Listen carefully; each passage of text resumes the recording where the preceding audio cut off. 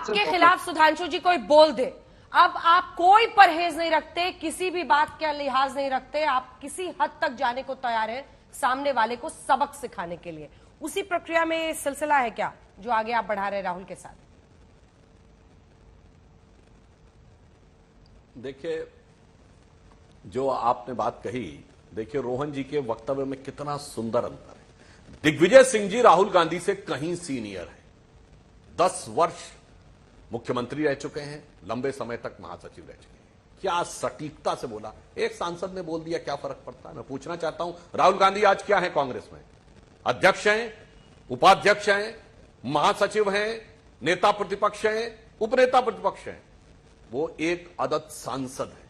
ये देखिए जलवाए जलाल और जमाल उनका, देखिए कि उनके लिए विदेश तक से बोलने के लिए लोग तैयार हैं। और पूरी पार्टी, यानी पार्टी के अध्यक्ष हो या खड़गे जी हो, सब एक सांसद के लिए सब तैयार है। 1.5 दर्जन सांसदों के साथ ही हो चुका है, लोगों को नाम भी नहीं पता होगा।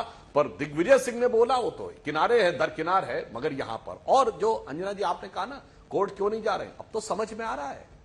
कोर्ट इसलिए नहीं जा रहे हैं कि अभी 7 समुंदर पार से कुछ देख रहे होंगे कि काश यहां हम बोल के आए थे, कुछ तो उधर से सुर उठे, तब हम यहां रिएक्ट करें ताकि उनको बोलने मौका मिले। मैं ये नहीं कह रहा हूं कि वहां के इशारे पे कर रहे होंगे, मगर कुछ इशारा उधर का देख तो रहे ही होंगे। और वो दिख गया आज, जर्मनी ने बोला भी, दिग्विजय सिंह जी ने ट्वीट भी कर दिया। एक वो पुराना गीत था ना कि रफ्ता रफ्ता वो मेरी हस्ती का साया हो गए। तो मुझे लग रहा है कि वेस्टर्न कंट्रीज, वेस्टर्न मीडिया का एक ग्रुप, वेस्टर्न कंपनीज, वो रफ्ता रफ्ता यानी धीरे धीरे आपकी हस्ती का साया होते चले जा रहे हैं। और रफ्ता रफ्ता का मतलब धीरे धीरे होता है। जो आप इतना धीरे धीरे चल रहे हैं कोर्ट की प्रक्रिया में लेकर, तो मुझे लग रहा है शायद इसके पीछे भी कुछ गहरी रणनीति हो। क्योंकि मैं तो नहीं मानता कि कांग्रेस पार्टी कोई नासमझ पार्टी है। कांग्रेस तो बहुत राजनीति की बहुत पहुंची हुई खिलाड़ी है, सबसे पुरानी खिलाड़ी है, पुरानी धुरानी खिलाड़ी पार्टी है। तो कोई ना कोई तो, और अनेक प्रकार के जिसे कहते हैं प्रपंच भी उन्होंने अच्छे बनाए हैं, तो कुछ ना कुछ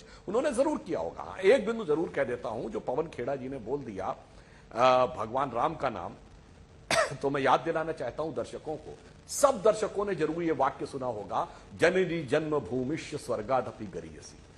मगर ये किस संदर्भ में है, ये पूरा श्लोक बहुत से लोगों को नहीं पता होगा। ये संदर्भ ये है कि जब लंका पर विजय प्राप्त कर ली थी भगवान राम ने, और लक्ष्मण ने कहा, भ्राता देखिए कितना सुंदर ये जगह है, सोने की लंका है, ये सारे भवन ही सोने के हैं, कितना सुंदर है, ये तो अपना होना चाहिए।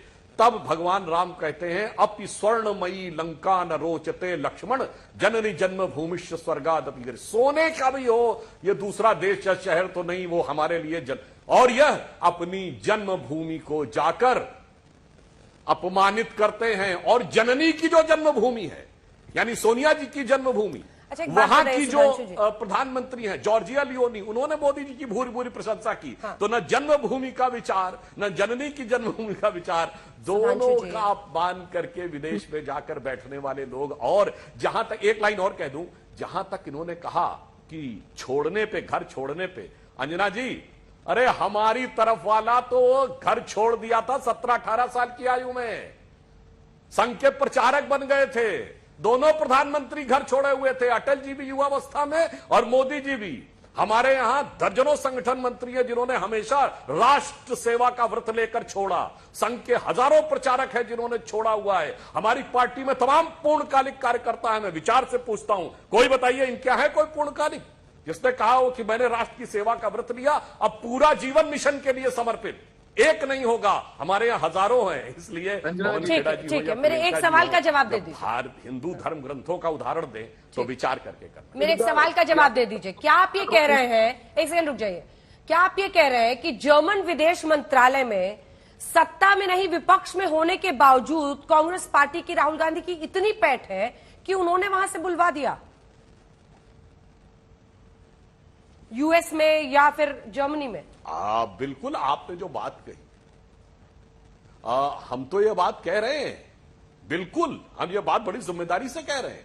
जब ये सत्ता में भी थे तो याद करिए, मोदी जी के खिलाफ 60 सांसद लिख के देते थे कि सीनेट में इनको वीजा न दिया जाए, जबकि मोदी जी ने अप्लाई नहीं किया था। मैं अंजना जी, यहां आपका शो का समय कम पड़ जाएगा, मैं 25-30 साल के उदाहरण बता सकता हूं कि किस किस समय पे विदेश ने कैसी कैसी प्रतिक्रिया की, जबकि भारत में ढेले भर का कुछ नहीं हुआ था। मैं आज एक बता देता हूं, थोड़ा सा एक समझ लीजिए, 2 लाइन में सिर्फ। 1998 गुजरात का डांग जिला, ऐसी घटना हुई, not even a single killed, कोई हताहत नहीं हुआ, कोई हॉस्पिटलाइज नहीं हुआ, कोई बड़ी बिल्डिंग नहीं डैमेज हुई, केवल 2 टीन शेड डैमेज हुए।